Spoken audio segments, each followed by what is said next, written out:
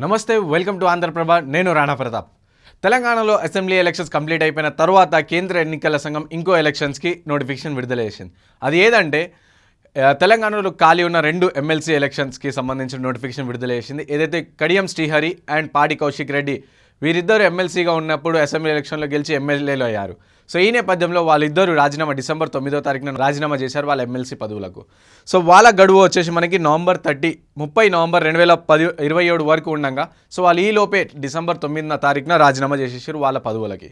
So ఈ నేపథ్యంలో ఈ 2 ఖాళీగా ఉన్న ఎమ్మెల్సీ కోటా సీట్లను ఫిల్ చేయాలంటూ కేంద్ర ఎన్నికల సంఘం ఓ నోటిఫికేషన్ విడుదల చేసింది.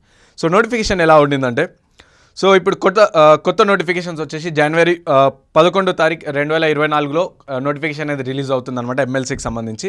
అండ్ నామినేషన్ వేయడానికి చివరి రోజు వచ్చేసి 18 జనవరి 2024 రోజు నామినేషన్ వేసే చివరి రోజుగా ఉంటుంది. అండ్ నామినేషన్స్ యొక్క పరిశీలన తారీఖు వచ్చేసి 19 జనవరి 2024కి నామినేషన్స్ అనేది పరిశీలన చేస్తారనమాట. సపోజ్ మన నామినేషన్స్ విత్డ్రా చేసుకోనికి వచ్చేసి లాస్ట్ డేట్ 22 జనవరి 2024. సో ఈ తారీఖున మనం నామినేషన్స్ అనేది విత్డ్రా చేసుకోవచ్చు. సో డేట్ ఆఫ్ పోల్ అంటే ఈ నామినేషన్ ఎమ్మెల్సీ ఎలక్షన్స్కి సంబంధించిన నామినేషన్స్ వేసేసిన తర్వాత పరిశీలించిన తర్వాత అభ్యర్థులు ఖరారు అయిపోయిన తర్వాత సో పోలింగ్ డేట్ వచ్చేసి మనకి 29 జనవరి 2024.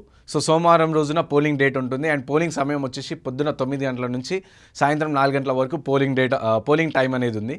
పోలింగ్ అయిపోయిన తర్వాత సాయంత్రం 5 గంటల సమయంలో పోలింగ్ కౌంటింగ్ అనేది స్టార్ట్ అయిపోతుంది అనమాట. అండ్ దీనికి సంబంధించిన రిజల్ట్ వచ్చేసి మనకి ఫిబ్రవరి 1వ తారీఖున రిజల్ట్ అనేది ఇస్తుంది అనమాట.